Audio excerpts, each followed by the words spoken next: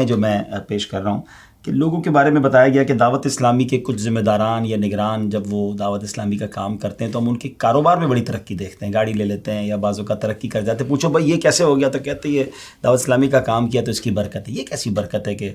دین کا کام کر رہے ہیں اور آپ کا پیسہ بڑھ رہا ہے؟ یہ اصول یاد رکھیں کہ نیکی میں برکت ہے اور گناہوں میں نحوست ہے۔ تو گناہ میں آپ بولو کہ نہیں، گناہ گار تو بڑا مالدار ہوتا ہے، نمرود بڑا مالدار تھا اور پوری دنیا پر اس کی حکومت تھی، تو آپ بولو کہ تو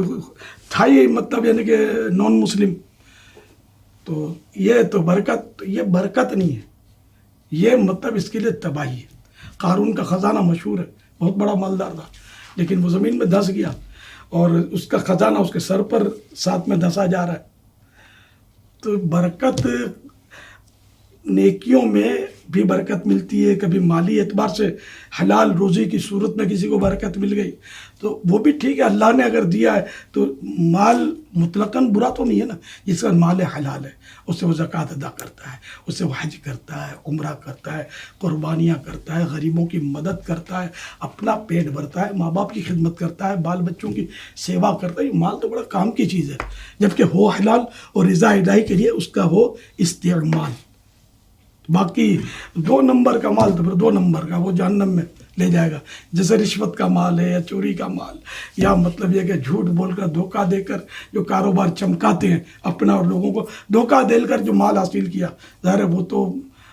گناہ کے کام ہے اور یہ جہنم میں لے جانے والے کام ہیں۔ تو اگر کوئی مالدار ہو گیا ہے اتفاق سے تو سب تو مالدار نہیں ہوئے الحمدللہ۔ ویسے بھی میں تسلی کی لحاظ کروں، دعوت اسلامی کا ایک پورا نیٹ ورک ہے اور ایک سسٹم بنا ہوا ہے، اور جتنا بھی چندہ ہوتا ہے نا، چاہے 1 روپے کا چندہ بھی اگر کوئی بھی علاقہ کرے گا نا، اس کے لیے یہی سسٹم بنا ہوا ہے کہ وہ دعوت اسلامی کی مالیات کو جمع کروائے گا، اپنی مرضی سے اس 1 روپے کو وہ استعمال نہیں کر سکتا۔ تو اگر کسی نے کر بھی لیا تو اس نے ایک تنظیمی قانون کی خلاف ورزی کی، اور اگر وہ 10 20 100 50 روپے اس طرح کر بھی گیا وہ تو مالدار تھوڑی ہو جائے گا۔ اتنا تو دعوت اسلامی کسی کو کھانے نہیں دے گی کا سسٹم الحمدللہ ثم الحمدللہ مضبوط ہے۔ آپ کا جب چیز آئے آپ معلومات کر لیں، پوری مالیات بنی ہوئی ہے ہماری۔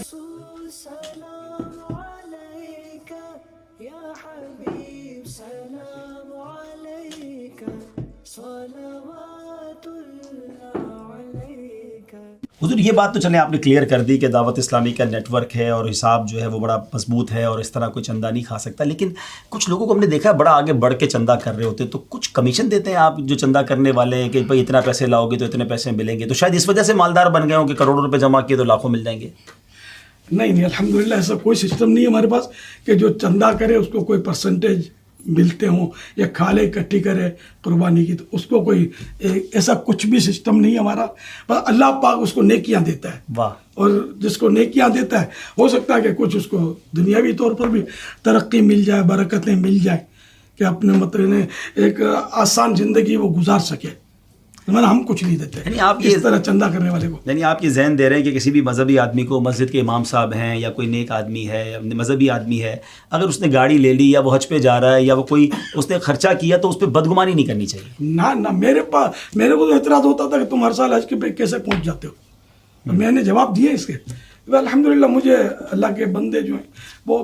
دے دیتے ہیں پیسے، بلکہ ایسا بھی ہوتا ہے بعض اوقات کہ ایک سے زیادہ اسلامی بھائی بول رہے ہوتے ہیں کہ ہمارے پیسوں سے جاؤ، ہمارے پیسوں سے جاؤ، تو یہ اللہ نے ان کے دلوں میں عزت ڈالی ہے، اس نے زن ان کا، تو الحمدللہ کبھی بھی 1 روپیہ بھی میں تو دعوت اسلامی میں مدنی چینل پر جو بولتا ہوں یا اتنا جو بھی اللہ کی رحمت سے مطلب میں دعوت اسلامی سے کبھی بھی میں نے تنخواہ نہیں اٹھائی، 1 روپیہ بھی نہیں الحمدللہ دعوت اسلامی سے میں نے نہیں لیا۔ میں تو کئی بار کہہ چکا ہوں مدنی مذاکرے میں چائے کے کپ آتے ہیں، میں نے اب تک تو یاد پڑتا ہے میں نے کبھی دعوت اسلامی کی چائے نہیں پی۔ اللہ، ہماری چائے، میں بھی چائے پیتا ہوں، ہماری اپنی بن کر آتی ہے چائے، میں الحمدللہ کوشش کرتا ہوں، اور ایک تھوڑا احساس ہوتا ہے کہ ایسا نہ ہو کہ میں دعوت اسلامی کے چائے پی لوں اور دعوت اسلامی کی بریانی کھا لوں، کہ کہیں ایسا نہ ہو کہ میرا ثواب جو ہے وہ بھی کٹ ہو جائے۔ تو اللہ کے لیے کرنا ہے تو کوشش یہی کرنی ہے کہ ہمیں دعوت اسلامی سے کوئی مالی فائدہ نہ ملے اور نہ لیا جائے۔